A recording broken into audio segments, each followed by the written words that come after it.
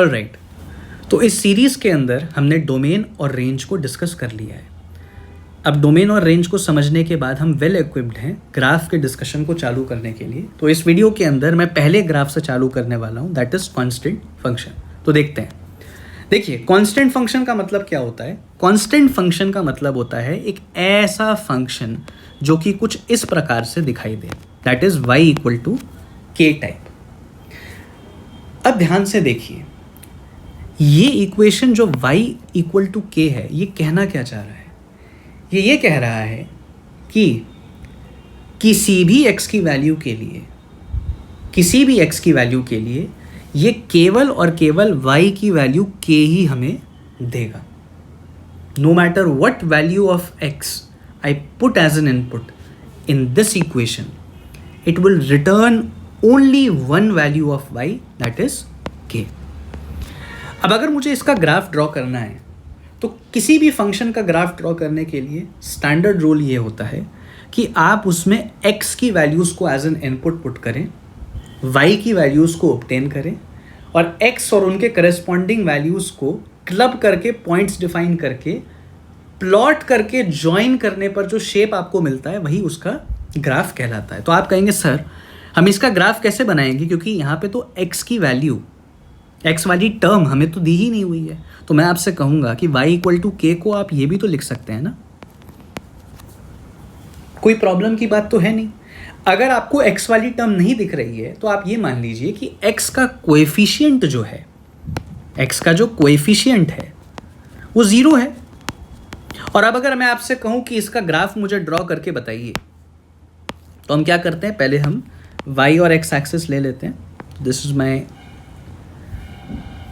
Coordinate axis, ये हमने ले लिया। अब मुझे इसका ग्राफ ड्रॉ करना है y इक्वल टू के का, या फिर आप मान लीजिए y इक्वल टू के प्लस 0x लिखा हुआ है, जहाँ पे कोएफिशिएंट ऑफ x 0 है।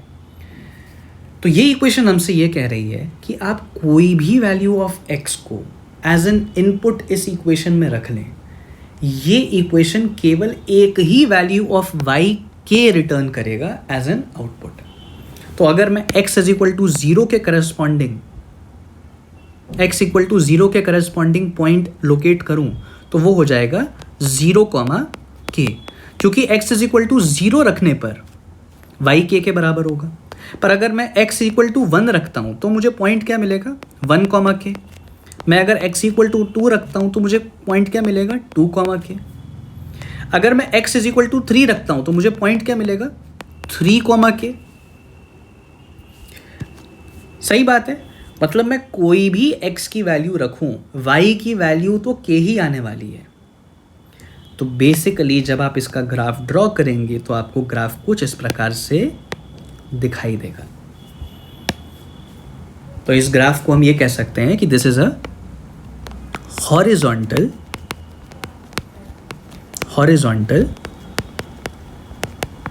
Straight line, horizontal straight line कैसे?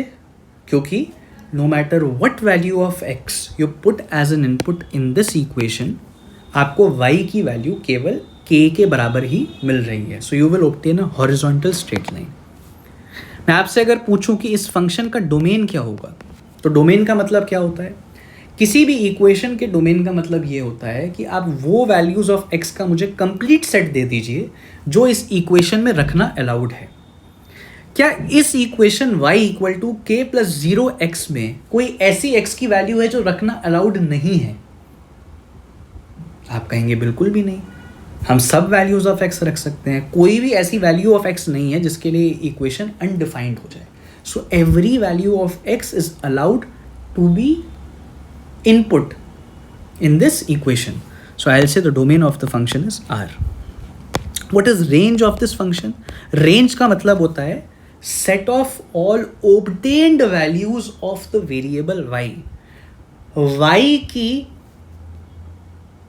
values का complete set. y is what? Our output. तो output का complete set. क्या आउटपुट्स मिल रहे हैं आपको यहाँ, क्या वैल्यूज ऑफ y मिल रही हैं corresponding to every value of x? तो मेरे को तो कोई भी वैल्यू ऑफ x हो, एक ही आउटपुट दिखाई दे रहा है, that is y equal to k. So I'll say the range of this function is just one value, that is k. और उसको हम सेट फॉर्म में कैसे लिखेंगे, तो हम एक डिस्क्रीट सेट जिसको हम करली ब्रैकेट से रिप्रेजेंट करते हैं उसमें k लिख देंगे to show that only one value of y is part of the range. क्योंकि रेंज क्या होता है, set of all obtained values of the variable y, set of all outputs basically. तो केवल एक ही आउटपुट आ रहा है, तो y इक्वल टू k जो है यही हमारा रेंज हो जाएगा.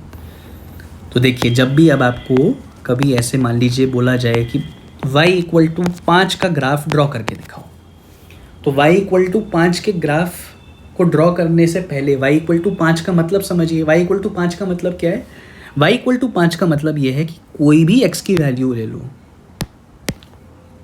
कोई भी x की वैल्यू ले लो, y की वैल्यू तो 5 ही आएगी. इसका मतलब कि this will be a horizontal straight line like this, and ये पास करेगा, ये कट करेगा y एक्सिस को एट द पॉइंट 0,5.